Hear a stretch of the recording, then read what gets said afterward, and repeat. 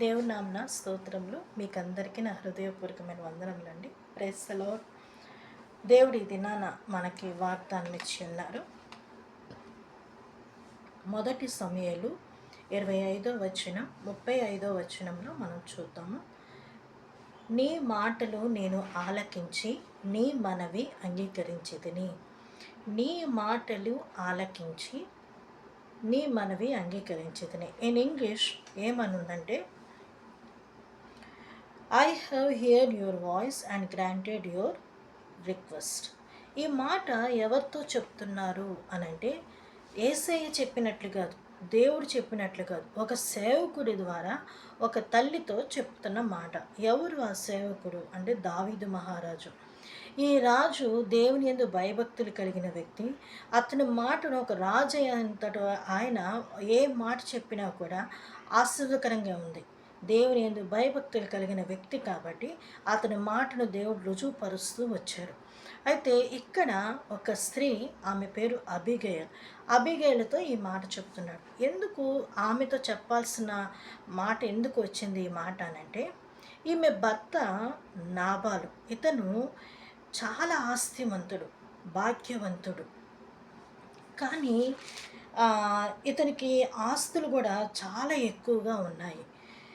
అయితే ఈయన ఒకరోజు దావీదు మహారాజు సమూయేలు చనిపోయిన తర్వాత అందరూ చాలా రోజులు దుఃఖం వాళ్ళు ఉండగా ఆయన ఏం చేశారంటే కొద్ది రోజులు వాళ్ళ దగ్గర ఉండి ఆ తర్వాత ఆయన పారాను అనే అరణ్యమునకు వచ్చాడు. వచ్చినప్పుడు ఈ కర్మేల్ నుంచి ఈ నాబాల్ అనే వ్యక్తి గొర్రెలు బొచ్చు కత్తిరించడానికి అతను వస్తున్నప్పుడు చూశాడు. అప్పుడు అతని విషయం తెలుసుకున్నాడు. ఏమనంటే, ఇతని మనుషులు వాళ్ళ దగ్గర ఉన్నప్పుడు వాళ్ళకి ఏ హాని కలగకుండా వాళ్ళని కాపాడాడు. దావీదు కానీ, దావీదుతో ఉన్న వాళ్ళే కానీ ఆయన మనుషుల్ని. కాబట్టి వాళ్ళ పనిచేసే గొర్రెలు బొచ్చు కత్తిరించే ఇది.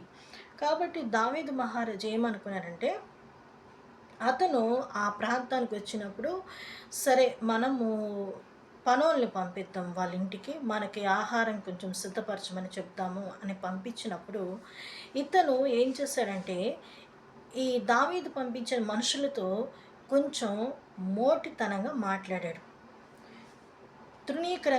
తృణీకరించి మాట్లాడాడు. ఇక్కడ మనం చూస్తే ఇతను ఏం మాట్లాడాడు అనంటే, వీళ్ళు వెళ్ళి అయ్యా కొంచెం ఆహారం సిద్ధపరచమని ఆ విధంగా మాట్లాడితే ఇతనేమన్నాడంటే, దావీదు పనులతో దావీదు ఎవడు, యెషై కుమారుడు ఎవడు అని చెప్పేసి వాళ్ళతో ఒకలాగా మాట్లాడి పంపించేశాడు. వాళ్ళు వెళ్ళి ఆ మాట చెప్పిన వెంటనే రాజుకి కోపం వచ్చింది. సరే రే, మీరు యుద్ధానికి మీరు సిద్ధం అవ్వండి అని 400 మందిని యుద్ధానికి, అలాగే ఆయన కూడా సిద్ధపడ్డాడు, బయలుదేరి వస్తూ ఉన్నారు.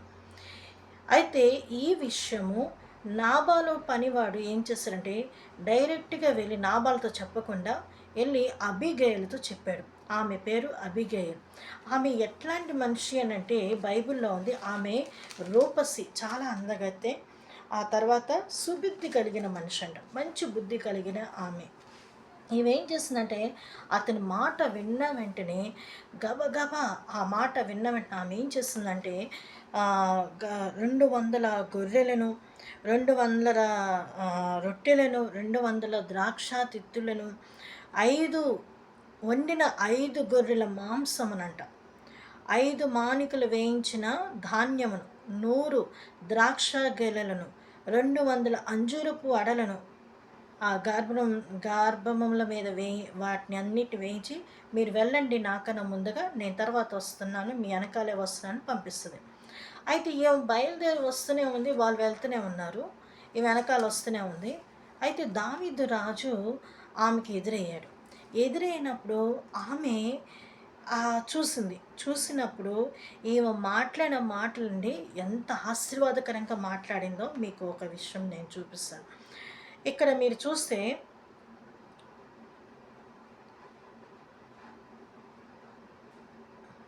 21వ వచనంలో మనం దావీదు కొన్ని మాటలు నాబాలు గురించి చెప్తాడు ఆమెకు. ఏమనంటే, దావీదు నాబాలును కలిగిన దానంతటిలో ఏమీ పోకుండా ఈ అరణ్యంలో అతని ఆస్తి అంతయు నేను వ్యర్థంగా కాయిచు వచ్చి తిని, నేను అతనికి సంబంధించినంత వ్యర్థంగా నేను కాయిచు వచ్చి తిని, ఉపకారమునకు నాకు అపకారమే చేసి ఉన్నాడు అని అనుకొని అతనికున్న వాటిలో మగపిల్లవానినైనను తెల్లవారేసరికి నేను ఉండనీనని చెప్పి దేవుడు మరి గొప్ప అపాయము శత్రువులకు కలుగు చేయును గాక అని ప్రమాణము చేయుచుండెను. అబిగయలు దావీదును కనుగొని ఆమె త్వరగా వెళ్ళి సాష్టాంగ నమస్కారం చేసిందంట. ఈయనేమనుకునంటే మనం అతనికి ఎంతో ఉపకారం చేసాం, కానీ మనకేం కలిగింది? అపకారం జరిగింది. అయితే ఈమె ఎదురయ్యింది, ఆయనకి ఎదురుగా వెళ్ళి ఎలా చేసిందంటే గర్వంగా మాట్లాడాలామె, చాలా విధేయత చూపించింది.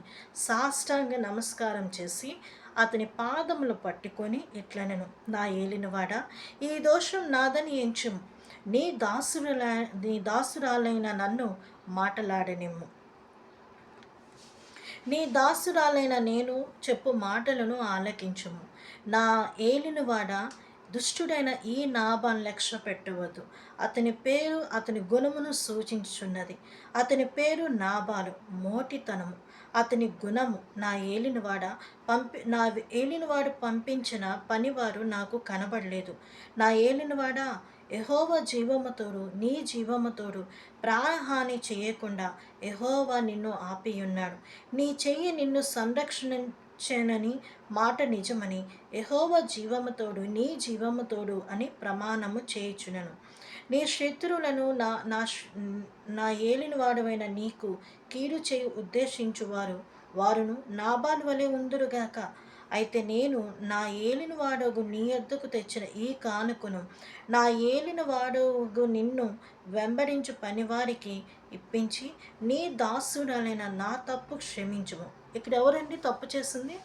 నాబాలు. కానీ ఏమేం చెప్తుందంటే తన భర్త తప్పు చేస్తే అది తిని చేసినట్లే అనుకొని ఆ తప్పు క్షమించుము, అది నా తప్పుగా నువ్వు ఎంచి నన్ను క్షమించుము.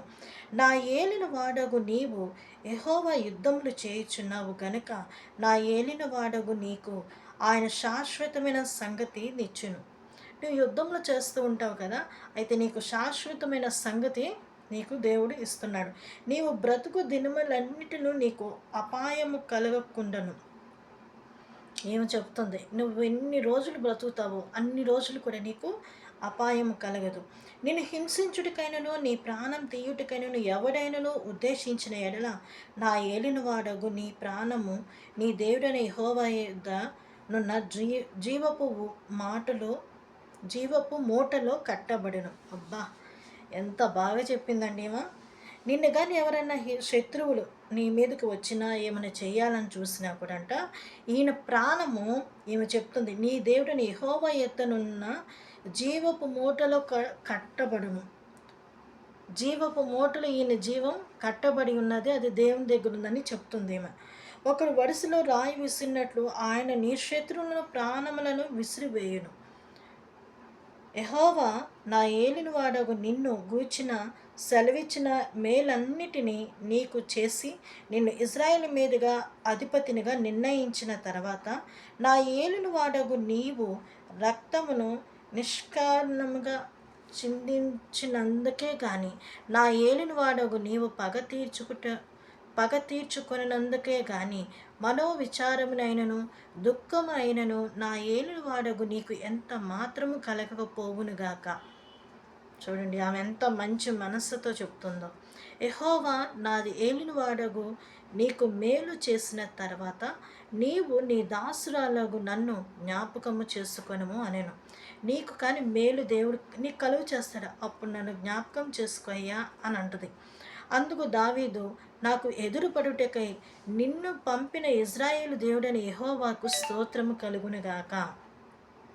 చూడండి, యెహోవాకు స్తోత్రం చెప్తున్నాను. నువ్వు నా ఎదురుగా పడటం వల్ల నీకు మేలు కలిగింది అన్నట్లని దేవుడు ముందుగానే ఈ విధంగా చేశాడు. అందుని బట్టి దేవునికి స్తోత్రం. అంటే అపాయం కలగకుండా ఆ కుటుంబానికి కానీ ఆమెకు కానీ కలగకుండా దేవుడు చేశాడని.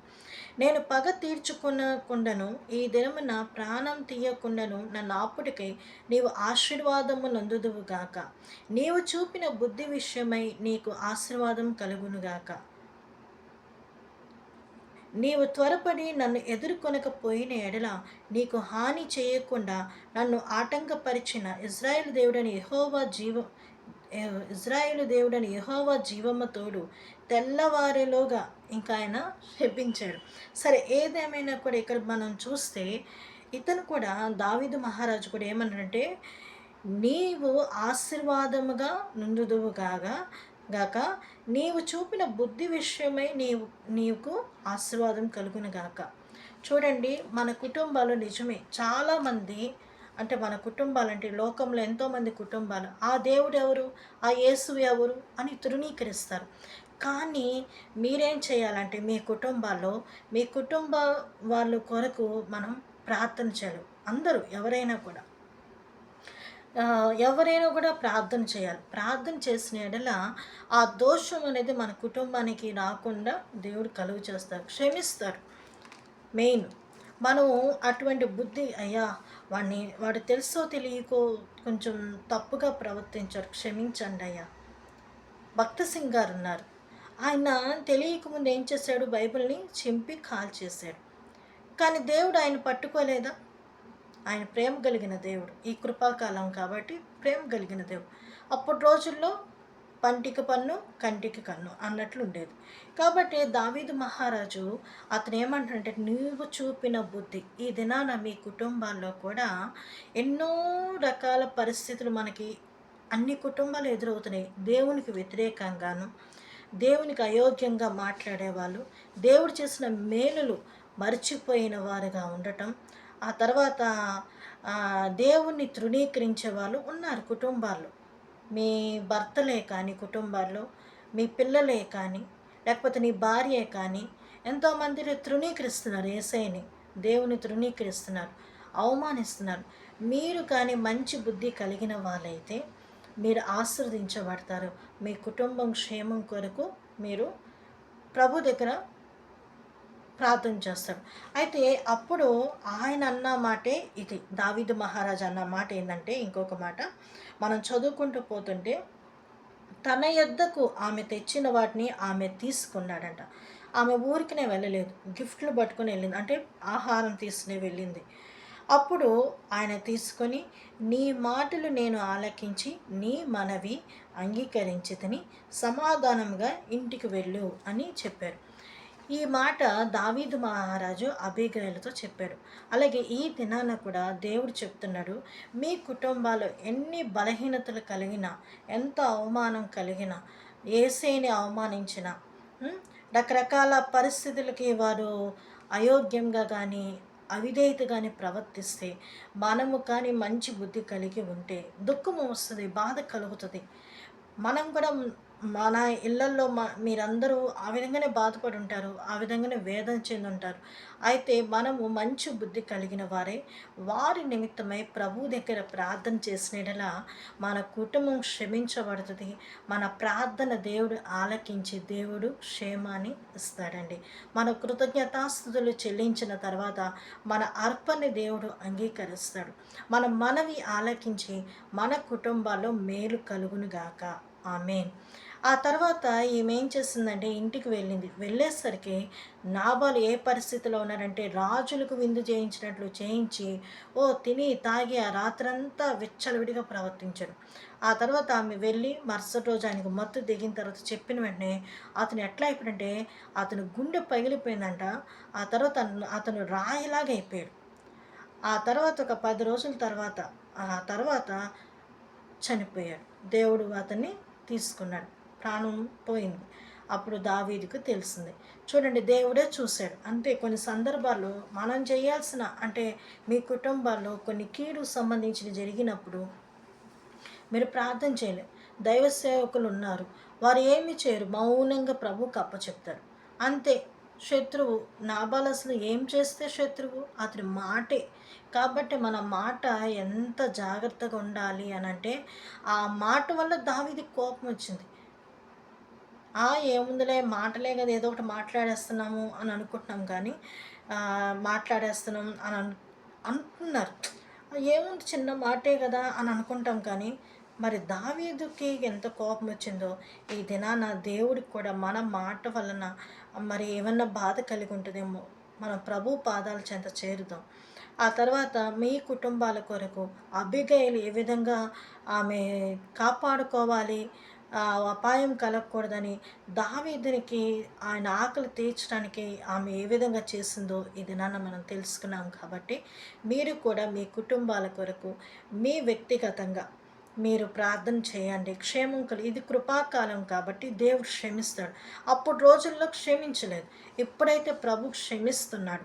కాబట్టి ఆయన క్షమించే దేవుడు కాబట్టి, దేవుడు మన చెప్పట్ల భక్తి సింగ్ గారే కానీ, ఇంకా చాలామంది దైవజనులు గొప్ప గొప్ప దైవజనులు వాళ్ళే చెప్తారు. మేము బైబిల్‌ని మేము పక్కన పడేసాం. యేసయ్యని మేము చాలా చిన్న చూపు చూసేవాళ్ళమి. చాలా ఇదిగా ఉండేవాళ్ళమి. ఆయన రా ఆ మతానికి సంబంధించిన వ్యక్తి అని రకరకాలుగా మాట్లాడుకుంటారు. కానీ అలాంటోళ్ళని దేవుడు పట్టుకున్నారు. గొప్ప దైవజనులయ్యారు. కాబట్టి మీ ఇంటిలో ఎంతోమంది ఈ విధంగా ఉన్నప్పుడు మీ పిల్లలు తాగి విచ్చలవిడిగా ఉన్నారా? వారి నిమిత్తమై ప్రార్థన చేయండి. మీరు ప్రార్థన చేయటం వల్ల వారి మనసు మారి దేవునికి సాక్షులుగా ఉంటారు. అలాగే మన కుటుంబాల్లో కూడా ఎన్నో వ్యతిరేకతలు వస్తాయి. తెలుసో తెలియకో మాటలు కానీ, కొన్ని వ్యతిరేకతలు కానీ మనకి ఎదురైనప్పుడు కృంగిపోతాం, మదన పడతారు, వాళ్ళు మారరు. అప్పుడు మనం ఏం చేయాలంటే దేవుని దగ్గర మనవి చేస్తే దేవుడు మన కుటుంబాలకు క్షేమం కలుగుతుంది. మనకు కూడా దేవుడు క్షేమాన్ని ఇస్తాడు. అలాగే మీరందరూ కూడా మీ కుటుంబాల కొరకు ముఖ్యంగా ప్రార్థన చేయాలి. ఎందుకంటే లాస్ట్ డేస్‌లో మనం ఉన్నట్లే. మనం ప్రతి దినం కూడా ఏమనుకోవాలంటే దేవుడు ఈ దినాన వస్తాడేమో అని సిద్ధపాటు కలిగి మనం ఉంటే మన కుటుంబాల కొరకు మనం ప్రార్థన చేసుకుంటూ ముందుకు సాగుదాం. దేవుడిచ్చిన ఈ వాక్యాన్ని బట్టి స్తోత్రములండి. దేవుడు కృప చూపులాగున మనకందరికీ క్షేమాన్ని ఇస్తున్నందుకు స్తోత్రం. Praise the lord.